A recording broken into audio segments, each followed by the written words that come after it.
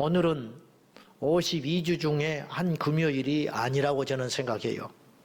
52주 중에 유일한 성금요일입니다. 왜 오늘이 성스러운 금요일이라고 했겠습니까? 우주의 왕이시요 존귀하신 우리 주님이 이 땅에 친히 오셔서 자원하여 그 권세와 능력을 포기하시고 십자가에서 죽으신 특별한 날 저녁입니다. 사실은 이제 시점으로 따지면 지금 우리 주님은 십자가에서 만약에 이제 오늘이 정작 그날이었다면 우리가 이제 기념하는 것 뿐이에요. 사실은 의미로 부여하는 날인데 그 날이라면 우리 주님은 이제 십자가에서 운명하시고 그의 시체는 내려오실 시간이 되겠죠. 우리 시간으로 본다면. 아무튼 오늘은 거룩한 특별한 날입니다. 그래서 요새는 이제 그런 영성들이 많이 사라져서 안타깝습니다만은 여러분, 예수는요 유행 따라 믿는 거 절대 아닙니다.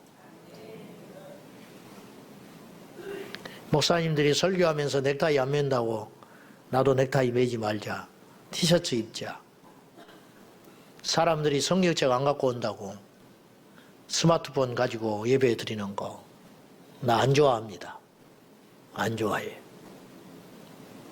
열린 예배니 새신자 예배니 나 안 좋아하는 사람입니다. 중요한 건 본질인데 본질을 지키다 보면 세상 돌아볼 틈이 없어요. 우리 아이들한테도 이 값진 신앙의 유산을 우리 자녀들한테 물려줘야 됩니다. 그래서 저도 젊은 목사입니다마는 옛날 목사님을 못 따라가는 거예요. 옛날에는요 금요일마다 금식하는 목사님들이 종종 있었어요. 52주 중에 오늘 하루 금식하시는 게 아니고 금요일마다 금식하는 목사님, 금요일마다 그런 분들이 제법 계셨습니다. 왜 세상이 점점 거룩해야 할 무리들조차도 세상을 따라가는지 잘 모르겠습니다. 오늘은 특별히 성만찬 예식을 가질 것입니다. 제가 주일날 성찬 예식을 물리적으로 매주 하지 못하지만은 코로나를 겪으면서 제가 안타까웠던 것들이 여러 가지 있었지만은 첫째는 모일 수 없다는 점이고 둘째는 소그룹 문화가 굉장히 파괴되어 버렸다는 것. 그나마 우리는 버티고 견뎌가지고 소그룹 문화가 나름 선방했다고 스스로 생각해요. 아직도 멀었지만은. 그런데 그리고 또 하나 제가 아쉽게 생각하는 것은 코로나 와중에 성찬식을 수년 동안 거행하지 못했다는 것. 이것이 우리 하나님 앞에 참으로 불경스럽고 부끄럽고 죄송한 마음이 많이 컸습니다. 오늘 이제 우리가 성찬을 참여하게 되는데 주일날 성찬 예식을 거행할 때마다 제 마음속에 아쉬움이 있었습니다. 그 첫째는 성찬식을 자주 못 갖는 것에 대한 주님에 대한 송구함이 있었어요. 우리 주님은 성찬을 친히 제정해 주시면서 이 성찬 예식이라는 것은요 교회 이 역사 속에서 훗날에 사람들이 만들어 놓은 게 아니에요. 예수님이 훗날에 기념하라고 친히 당부하신 것이 두 사건이 있었습니다. 그게 뭐냐면 옥합을 깨뜨린 사건입니다. 복음이 전해지는 곳에는 이 사건을 널리 알려라 그랬어요. 옥합을 깨뜨려서 주님의 온몸에 부어주심으로 주님의 장사를 준비했던, 그러니까 제자들도 못 깨달았고요. 심지어 가룟 유다는 그걸 가지고 속으로 분노했던 사람이에요. 자기의 돈이 사라졌다 여기고. 그런데 제자들도 깨닫지 못한 것을 한 여인이 깨달았어요. 그리고 오늘날로 따지면 수천만 원의 가치가 있는 옥합을 깨뜨려서 여인으로서 결혼을 하기 위해서 필수적으로 준비해야 할 옥합을 깨뜨리므로 그는 혼사길이 막힐지도 몰라요. 돈은 둘째치고 그는 그렇게 오랫동안 전략하고 모아놓은 향유를 깨뜨리므로 여인으로서의 것들을 포기한 거예요. 그걸 주님께 한 번에 부어주심으로 그 향이 10년을 가겠습니까? 100년을 가겠습니까? 그런데 그 한 번의 향유를 부어주심으로, 근데 이 향유는 이 단순한 향을 내는 향유가 아니고 사체에 바르는 기능이 있었거든요. 그러니까 이 여인은 예수님께서 죽으실 것을 예비한 믿음이 있었다는 거예요. 지상의 어느 누구도 예수님이 십자가에 죽으실 걸 몰랐습니다. 주님이 죽는다고 예언하셨지만 제자들조차도 믿지 못했습니다. 나중에 죽으시고 부활하신 후에 그 말씀의 의미를 깨달았던 것이지 그 당시에는 믿는 자도 없었고 의미를 부여하는 사람은 더더욱 없었어요. 그런데 하나님의 은혜로 이 여인이 그 비밀을 깨달았어요. 그러니까 예수님과 이 여인 사이만 통하는 사건인 거예요. 그래서 이 여인의 행위를 후대에 널리 전하라 이렇게 말씀하셨고, 두 번째는 바로 최후의 만찬을 하시면서 훗날에 붙여진 이름 성만찬 예식을 주님 오시는 날까지 계속 기념하라고 친히 제정하실 것을 말씀하셨다 이런 말이에요. 그러므로 기념하라는 말은 잊지 말라는 말이고 기억하라는 말이고 계속 실행하라는 말씀이에요. 자, 누가복음 22장 19절 말씀입니다. 함께 보겠습니다. 시작. 또 떡을 가져 감사 기도하시고 떼어 그들에게 주시며 이르시되 이것은 너희를 위하여 주는 내 몸이라.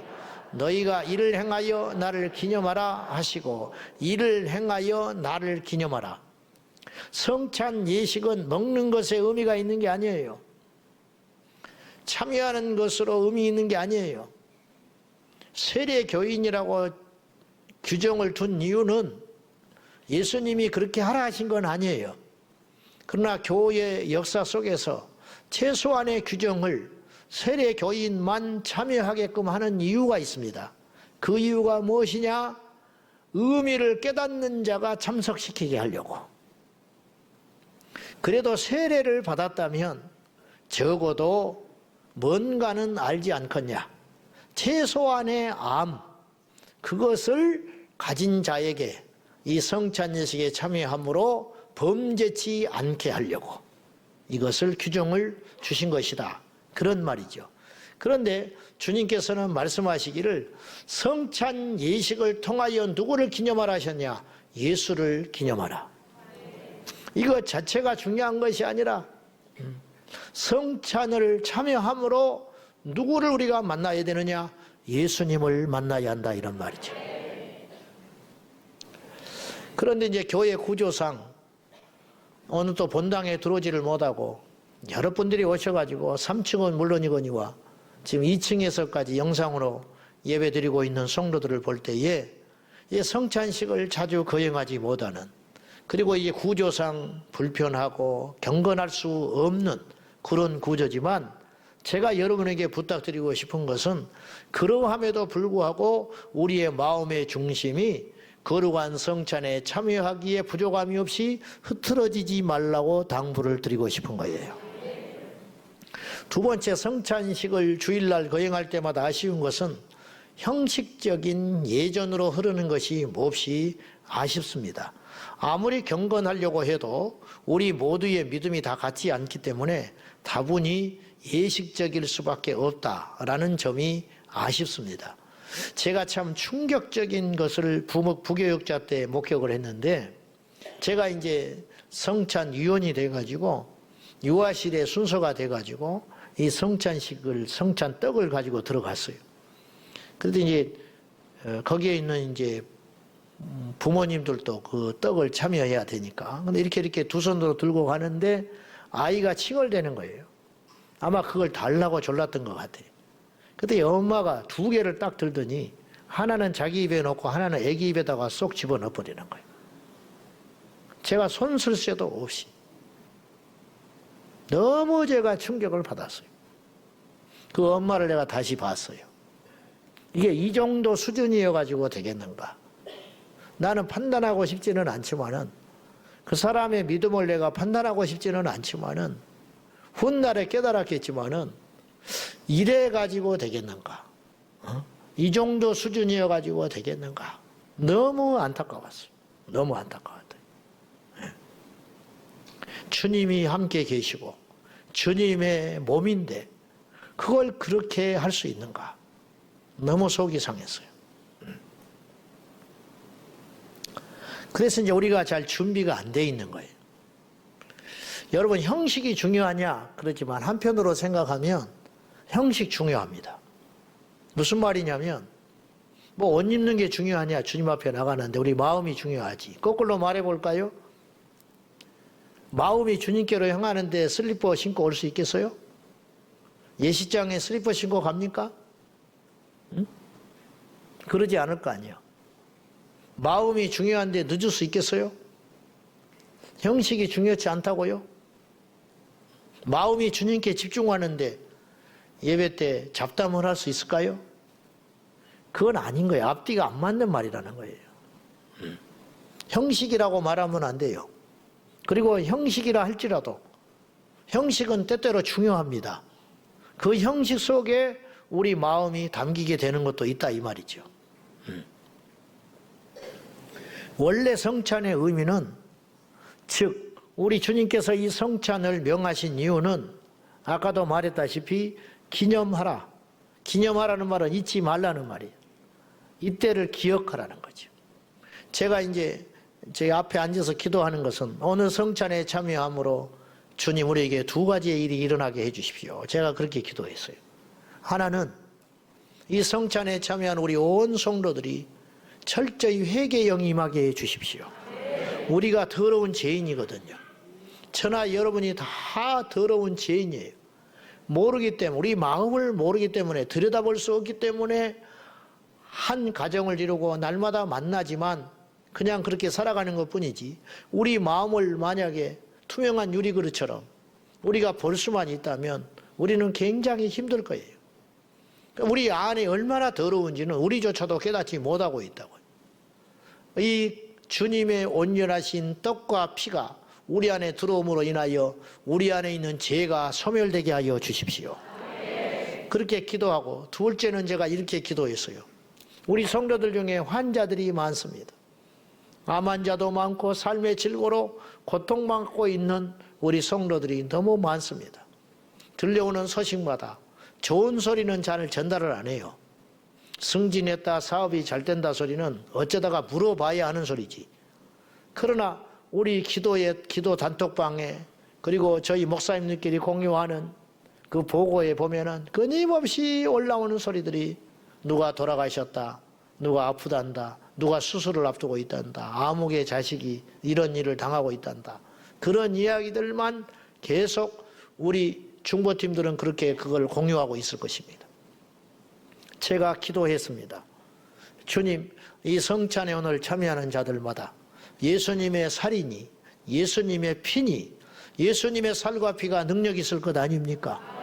우리 주님의 본체시니 이 떡이, 이 살이 예수님의 직접적인 살과 피는 아니지만 우리가 그걸 직접적으로 주님의 살과 피라고 믿사오니 이걸 먹고 마시는 자마다 질병에서 도말되게 해주시고 질병에서 치유되게 해달라고, 이 저주에서 해방되게 해달라고 제가 기도했습니다. 예수님께서 이 성찬을 명하신 목적은 우리로 하여금 하나 되게 하시려고 목적으로 주셨어요. 식사는 동서고금을 막론하고 하나로 묶는 힘이 돼요. 이 성찬 예식은 우리가 어쩔 수 없이 기념하는 의미로 약간의 떡과 약간의 잔을 받지만, 예수님이 애초에 드셨던, 제자들 12명과 함께 드셨던 그것은 만찬이었습니다. 식사였습니다. 떡을 놓고 충분히 드셨고 음료를 놓고 충분히 마셨어요. 그러니까 배가 불렀을 것이에요. 우리가 음식을 나누듯이. 그래서 음식을 나누는 관계를 식구라고 그래요. 식구. 우리 한 식구잖아. 피로 맺어진 관계가 아니더라도 한 식구잖아. 그렇게 말을 해요. 이건 뭐냐? 같이 밥 먹는 관계다는 거예요. 우리 같이 한번 밥 먹자. 그것은 그만큼 신뢰가 쌓였다는 거예요. 그만큼 깊은 관계가 됐다는 거예요. 당신과 내가 이제는 밥을 먹을 정도의 식구가 됐다는 의미예요. 예수님의 제자들이 주님과 함께 한 식탁에 둘러앉아서 이 만찬을 하셨다는 것은 식구가 됐다는 의미예요. 오늘 우리가 이 자리에 모여가지고 이 성찬에 참여한다는 것은 예수 안에서 우리가 한 식구가 됐다는 걸 의미하는 것입니다. 하나가 된 것입니다. 양은 작으나 우리가 식사를 나누는 거예요. 같이 식사할 때 한 식구가 되어서 핏줄 이상의 하나가 되면서, 그래서 우리 주님께서 명하신 것이 있는데, 힘쓰라는 것이 몇 가지가 있는데 그 중에 하나가 성령께서 우리가 하나 되게 하신 것을 힘써 지키라, 그렇게 명령하셨어요. 마귀는 분열의 역사를 이루어요. 끊임없이 나눠버리고 말아요. 끊임없이. 오늘날 한국 교회 내에 분쟁과 다툼이 없는 교회가 몇이나 됩니까? 2명만 모이면 마음이 맞지 않아요. 목회자들의 총회, 그리고 어떤 모임들, 남녀 전도회, 어느 이름으로 모이든지, 전라도 사람들은 전라도 사람끼리 모여요. 경상도 사람들은 경상도 사람끼리 모여요. 그러면 경상도끼리 모이고 전라도끼리 모이면 그들이 완전히 하나가 됐느냐? 그 안에 깊이 들어가 보면 그 안에 또 파벌이 있어요. 잘난 사람, 못난 사람, 선후배 관계, 그 속에 또 들어가면 또 쪼개지고 쪼개져서 이게 마귀가 하는 짓이에요. 우리나라 5,000년 역사 가운데 한 번도 하나 된 적이 없었어요. 임진왜란을 앞두고 이조시대 정치권들이 갈려져 가지고 적장 앞에서 싸우고 있고, 전쟁을 앞두고 우리나라 정부가 싸움을 하고 있고, 지금도 마찬가지. 이 나라가 하나 돼서 똘똘 뭉쳐도 주변의 열강 사이에서 우리가 지금 해보나 마나 이길 수 있느냐 없느냐 심각한 상황이에요. 경제는 나락으로 치솟고 있고, 국가 부채는 1,000조가 넘었어요. 1,200조 가까이 됐어요. 2025년이 되면 1,400조 될 거라는, 1,400조. 우리나라 국가 총생산량 GDP의 50%가 지금 빚이에요. 1년에. 무슨 말이냐면은 경제라는 건 규모가 있어야 되는 것이거든. 내가 한 달에 300만 원을 번다. 300만 원을 버는데 150만 원은 써보지도 못하고 나가버린다, 이런 뜻이. 우리나라 경제 구조가 지금 그렇게 돼 있어요. 지금 한 달에 300만 원 월급 받으면 월급만 300만이라고 정해졌지, 내 통장에 300만 원 딱 찍혔다가 1초도 안 돼가지고 150만 원이 날아가 버려. 그러면 나머지 150만 원 가지고 관리비 내야지, 대출 이자 내야지, 원금 갚아야지, 애 밥 먹여야지, 무슨 수로 살아갑니까? 우리나라 총 생산량의 50%가 빚이라니까요. 지금 이런 경제 구조 속에 우리가 하나로 똘똘 뭉쳐가지고 이 나라를 살리고 재건해야 되는데 온통 분열되어 있어요. 세상은 그렇다 칩시다. 예수 안에 있는 우리가 하나 되어야 되는데 교회에서차도 분열돼가지고 교단, 교파 갈라지는 건 둘째 치자고. 어떻게 거룩한 일에 하나가 안 될 수가 있냐고. 부활절 연합예배 드린다고 하는데 그것도 하나가 안 돼가지고, 어디서는 이렇게 여기서 모이자, 어디서는 여기서 모이니까 나는 안 갈란다, 이 짓을 하고 있는 거예요. 예수님의 부활 앞에서도. 마치 부모님 회감날인데 내일이 회감날이야. 내일 회감날. 형제들이 모여가지고 어쩌고 이야기하다가 너는 돈 내라. 너는 부자니까 좀 내놔라. 왜 나만 맨날 돈 내놔야 되느냐. 내일 회갑잔치 앞두고. 응? 나는 그러면 내일 안 올란다. 응? 이따구 소리 하고 있는 걸 지나가는 회갑 당사자인 부모가 들었다. 그 다음날 회갑날이 어떻게 되겠습니까? 그리고 아침에 회갑날이 됐는데 한 놈이 안 보여. 그 전날 갚버린 거야. 열받아가지고. 돈 던져놓고 갚버렸어. 알아서 하라고. 그 회갑날을 뭐하러 갔습니까? 부모는 회갑잔치 해주란 소리 한 적도 없어. 자식놈들이 자기 체면에 안 하면 욕먹을까봐, 동네에서 낙인 찍힐까봐 회갑잔치 한다고 열어놓고 그 전날 다퉈가지고 이러쿵 저러쿵. 여러분, 교회 크면 뭐 할 거예요? 응? 재정이 많으면 뭐 할 거예요? 응? 분열돼가지고 4분 5열 돼가지고.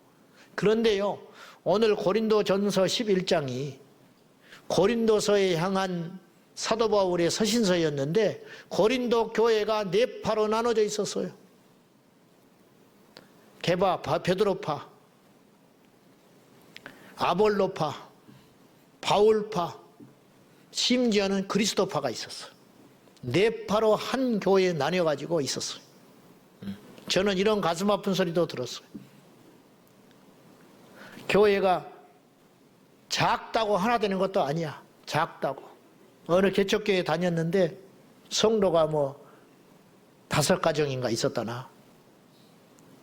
그래 주일 예배드리고 점심 먹고 오후에 성경 공부하고 주일을 끝내는 거예요. 그 교회 몇 년을 다녔는데 한 번도 5 식구가 앉아서 밥 먹어본 적이 없대. 셋, 둘 그렇게 밥 먹었대. 응? 셋, 둘. 우리 장로님, 교장 선생님, 퇴직하신 장로님이 이런 소리 하시더라고. 섬에 선생님 때 젊을 때 부임을 해갔는데 섬에 4가정인가 5가정이 살았대. 섬에. 작은 섬에. 그러니까 전복 따고 미역 따고 그렇게 해서 이제 사는 거예요. 잘 살더래. 거기도 학교를 세워가지고 옆에 섬에 그래가지고 애들 가르치는 거예요. 근데 거기 사신 거예요. 우리 장로님이. 갔는데 옛날엔 선생님이라고 귀히 여겼거든요. 자기 자식 잘 보이게 하려고. 서로 대접하기에 바쁜데 한 번도 5가정이 모이질 않더래. 그럼 어떡하냐? 자기들끼리 웃동네 아랫동네가 있어. 5가정이 윗동네 아랫동네가 있어서 윗동네 사람들이 불러다가 초대하면서 아랫동네 흉보는 거야. 저것들 인간도 아니라고. 그 아랫동네 사람들이 그 다음날 초대를 해. 가서 이제 떡 벌어지게 상 차려놓고 초대하는데 윗동네 욕하는 거야. 그런 일을 누가 하느냐? 마귀가 하는 거야. 마귀가.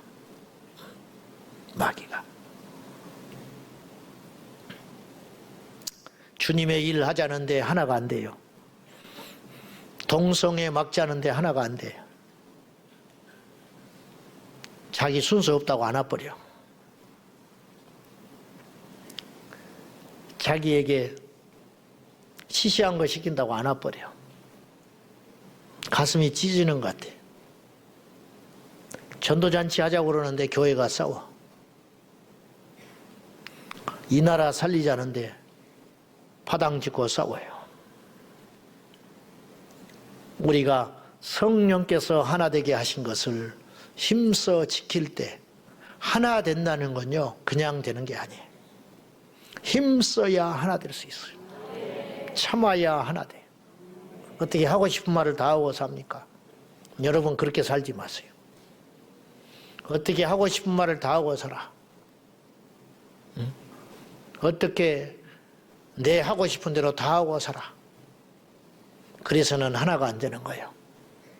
참을 때 하나 되고, 견딜 때 하나 되고, 양보할 때 하나 되고, 섬길 때 하나 되고, 견딜 때 하나 되는 것이.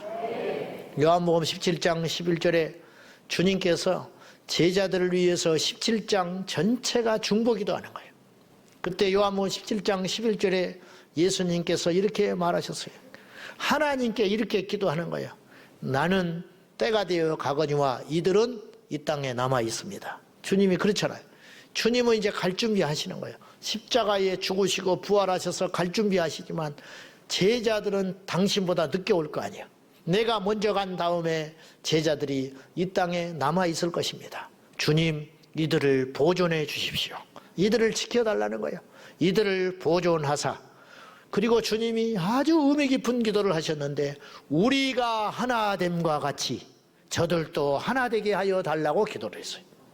주님이 이렇게 말하셨어요. 우리가 하나가 되었다. 성부, 성자, 성령. 우리가 하나 됐지 않았습니까?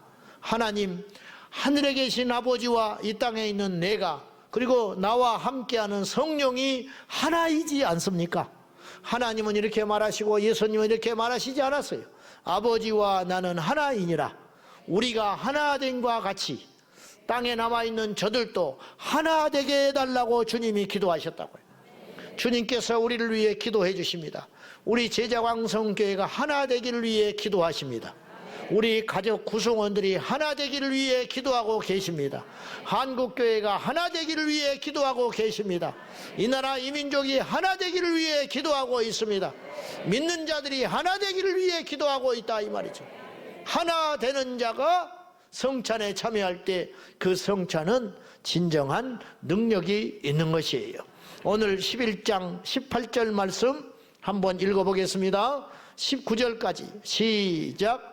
먼저 너희가 교회에 모일 때에 너희 중에 분쟁이 있다 함을 듣고 어느 정도 믿거니와 너희 중에 파당이 있어야 너희 중에 옳다 인정함을 받은 자들이 나타나게 되리라. 무슨 말이냐? 너희가 모인다 할 때에 너희 중이 하나가 되지 아니하고 분쟁이 있다고 하는 것을 내가 듣고 어느 정도 짐작은 했다. 짐작은 했는데 너희들 중에 이렇게 파당이 있을 수밖에 없다라고 생각하는 사람이 있구나. 어째서 그렇게 생각하느냐는 거예요. 주님께서 갈갈이 찢어주신 것은 우리를 하나 되기 위해서 그렇게 당신의 몸을 주셨건만 어찌하여 너희는 하나가 되지 못하느냐. 그렇게 사도 바울이 가슴 아파하는 것이에요. 성찬에 참여할 때 우리는 다음과 같은 사람은 자격이 없습니다. 자, 21절입니다. 한번 보십시다.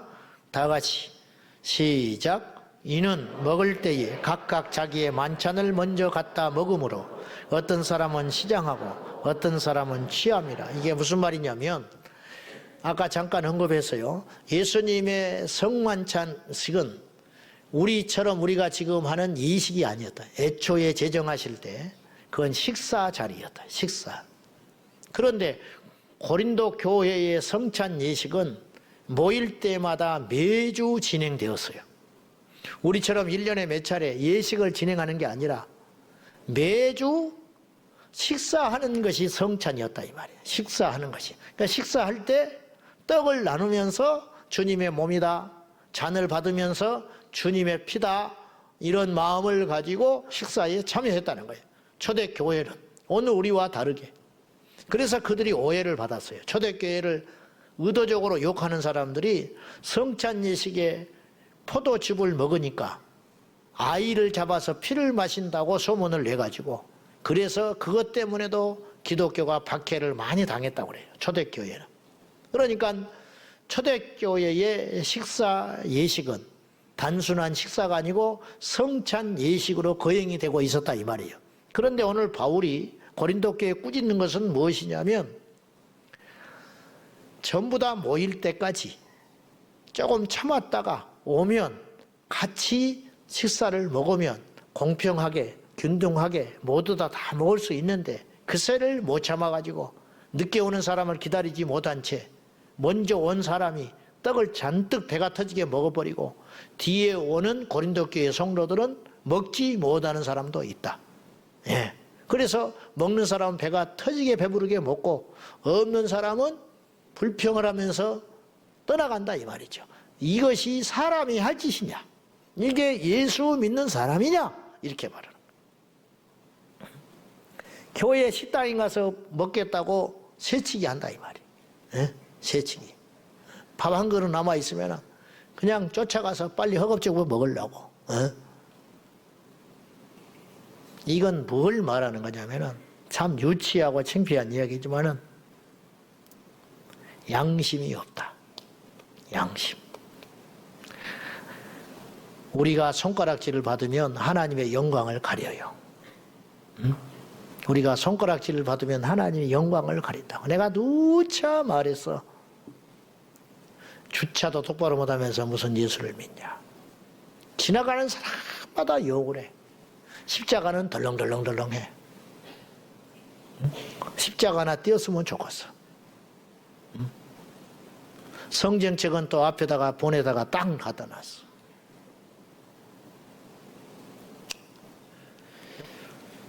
결론적으로 오늘 우리는 이 성찬을 통해서 먼저 선행해야 할 일이 무엇인가? 27절 보겠습니다. 다 같이 시작. 그러므로 누구든지 주의 떡이나 잔을 합당하지 않게 먹고 마시는 자는 주의 몸과 피에 대하여 죄를 짓는 것이니라. 누구라도 떡이나 잔을 합당하지 않게 먹고 마시는 자는, 합당하지 않게 먹는다, 자격 없다. 자, 교회의 법으로 따지면 아까 말한 대로 세례교인은 성찬에 참여할 수 있다. 그게 법이죠. 영적으로요, 예수만 믿으면 성찬에 참여해도 돼요. 법으로 따지면. 법 빠지지 말고. 성경에 그런 말 없잖아. 세례 받아야 성찬에 참여한다는 소리는 없잖아요. 단지 나는 그걸 존중을 해요. 자, 세례 받지 않은 사람이 성찬에 참여했다. 그럼 막 깜짝 놀랄 거 아니야. 에? 옆에 사람이 막 찔러댈 거야. 당신 세례 안 받았잖아. 부인이 막 난리가 나버려. 난리 나. 집에 갈 때까지 들들 볶아버려. 창피해서 혼났다고. 응? 어떻게? 응? 아니 남 먹으니까 나도 먹었지. 그럼 막 집에서 자녀들도 놀리고 면박 주고 이게 몇 날 며칠 갈 거라고. 그 다음에 성찬에 참여할 때 또 그 짓거리 하기만 해봐. 막 때려잡고 올 거란 말이죠. 눈에 보이는 격식을, 자격을 깼다고 우리가 다 색안경을 끼고 보고 할 거 아니에요. 그러나 그런 거 말고 나는 그건 문제가 아니라고 봐. 진짜 중요한 문제가 있다라는 거예요.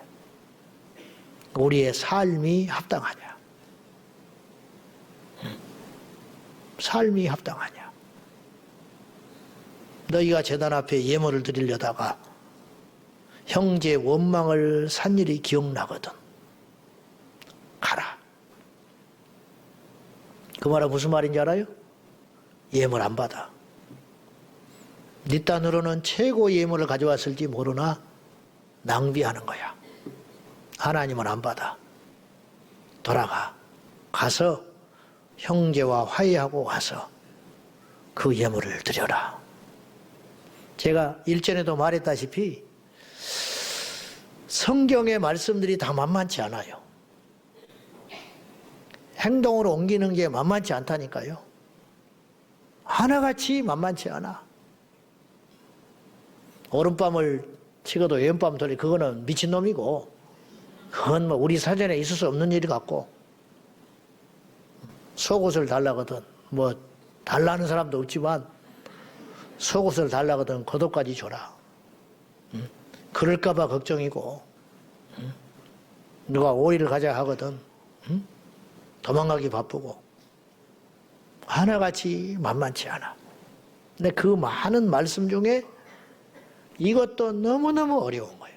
차라리 예물을 갖고 와서 바치라면 쉬워요. 근데 예물을 가지고 왔는데 다시 돌아가라. 왜? 형제하고 원수진 일이 있다면 다시 돌아가. 이 말씀 실천할 사람이 얼마나 될까? 몇십만 명에 하나나 될까? 우리 성도들 중에 이 말씀을 던졌을 때 나는 그런 거 걸리는 것이 없다 라는 사람도 있을 수 있어요. 나는 아무리 해도 마음에 꺼림이 있거나 원수진 사람이 없다, 그런 사람도 있을 수 있죠. 그러나 있을 수 있어. 없는 사람은 많지 않을 거야.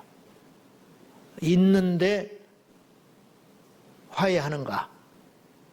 몇 명이나 할까? 지금까지 화해했다는 소리 난 들어본 적이 없어. 그 설교를 종종 했지만 목사님 말씀 듣고 제가 풀었습니다 하는 소리 거의 못 들은 것 같아. 들은 적도 있네요. 들은 적도 있는데 거의 못 들은 것 같아. 오늘 이 성찬 예식을 통하여 우리가 깨닫고 선행해야 할 것이 뭐냐? 27절의 말씀처럼 먼저 우리 자신을 깊이 성찰하자. 내가 합당한가? 내가 자격이 있는가? 그러니까 얼마나 복이에요. 이런 시간을 통해 내 자신을 돌아볼 수 있는 자기 성찰의 시간을 오늘 갖게 된다. 큰 은혜지요. 마지막으로 31절과 32절 보십시다. 다 같이 시작. 판단을 받지 아니하려니와 우리가 판단을 받는 것은 주께 징계를 받는 것이니 이는 우리로 세상과 함께 정죄함을 받지 않게 하려 하십니다.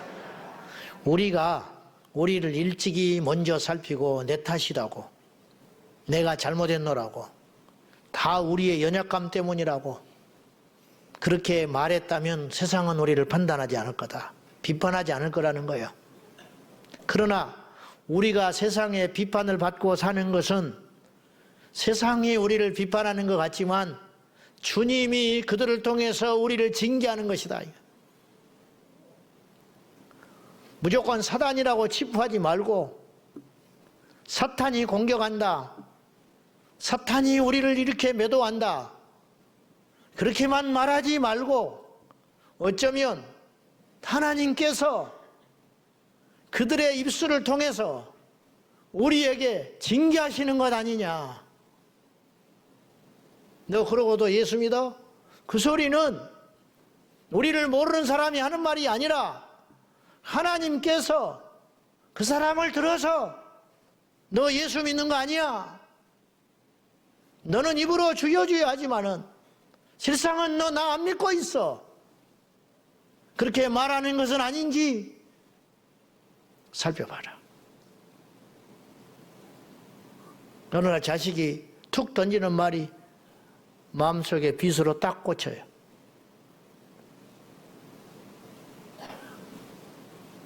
아빠 예수 믿어? 이놈의 자식. 아빠 그러고도 목사야? 우리 새끼가 그런다는 게 아니라 그랬다가는 맞아 죽지 나한테. 여러분한테 종종 그런 소리 들려올걸요? 안 믿는 배우자가 자네 교회만 그렇게 맨날 다니면 뭐하는가? 근데 그런 말 하고 싶어도 싸울까봐 안 하고 있는 거예요. 싸울까봐, 집안 시끄러울까봐. 집에 들어갔는데 소파에 앉아있던 자신놈이 핸드폰 들고 지방으로 툭 들어가서 문 콱 닫은 것은, 성경책 들고 들어온 나를 보고 그렇게 했다는 것은 엄마 맨날 교회 가면 뭐해? 그 소리야. 그 말 하고 싶은 거야.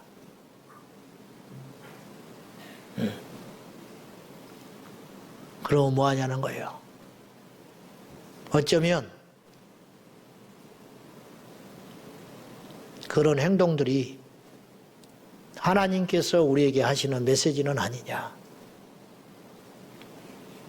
그런 말입니다. 오늘 이 성찬 예식을 통해서 그냥 교회에서 성찬 예식 하니까 참여하지 말고, 성금요일이니까 분위기도 그러니까 오늘 막 웃을 수 없잖아요. 이제 내일은 웃게 되겠지만은 한 주 동안 고생 많이 하셨죠? 학창시절에 한 주간 미디어 금식해라. 그때는 미디어란 말도 없었고 텔레비 보지 마라. 텔레비전이 기껏 미디어니까. 그리고 세상 노래 듣지 마라. 그리고 성금요일은 금식을 하라고 그래. 한참 혈기왕성할 때, 중학교, 고등학교 때 금식을 강제로 하자니 했는지 안 했는지 물어보니까, 그러면 이제 11시 한 50분 되면 물을 끓여요. 잠이 안 와, 배가 고파서. 배고프면 잠도 안 옵니다. 그러면 이제 시계 보고 있다가 11시 50분쯤 물 끓이기 시작해서 12시 되면 라면 넣어. 계란 풀고 몇 개 끓여가지고 밥 말아가지고 배가 터지게 먹고 군거 찌가지고 하고 새벽 1시에 잤다고. 그 1시간, 그 1분 차이가 그리고 해방되는 것 같아. 이 고난의 일주일을 지내면서. 그리고 애매한 날이 토요일이야. 고난의 날도 아니고 부활의 날도 아니고 애매해가지고.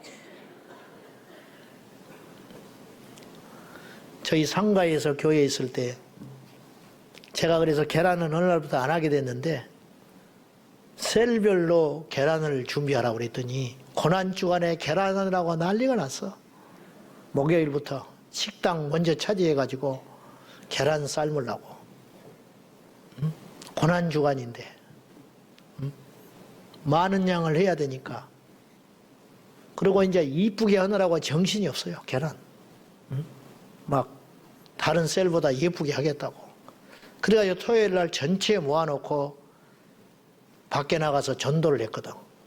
그리고 주일날 남겨놓고 교회 앞에 수고했단 말이야. 그러니까 그걸로 치장하느라고 정신이 없어. 성금요 예배 드리고 12시 넘어가면 식당에서 떠들고 계란을 싸느라고 정신이 없어. 그래서 그거 없애버렸어요. 어쩔 수 없어요. 나도 그랬을 거야. 나도 그랬고 어쩔 수 없는데 오늘 이 성금요일 날 오늘 행해지는 이 성찬 예식이 분위기에 취해서 예식에만 참여하지 말고 우리 자신을 깊이 성찰하며 주님의 떡과 잔을 마심으로 우리 몸에 예수께서 들어오셔서 성령으로 들어오셔서 온전히 육화되어 고린도전서 3장 16절에 말씀하시기를 너희가 성령이 거하는 전인 줄 알지 못하느냐. 모르는 사람이 태반으로 많으니까 우리 안에 성령이 계시다. 그래서 우리가 전이라는 거예요. 예배당. 이 몸뚱아리가 예배당이라는 거예요. 이 몸에 예수님의 살과 피가 들어오는 놀라운 경험을 통하여 예수님과 온전히 하나 되고 우리 모두가 하나 되는 놀라운 축복의 밤이 되시기를 예수님의 이름으로 축원합니다.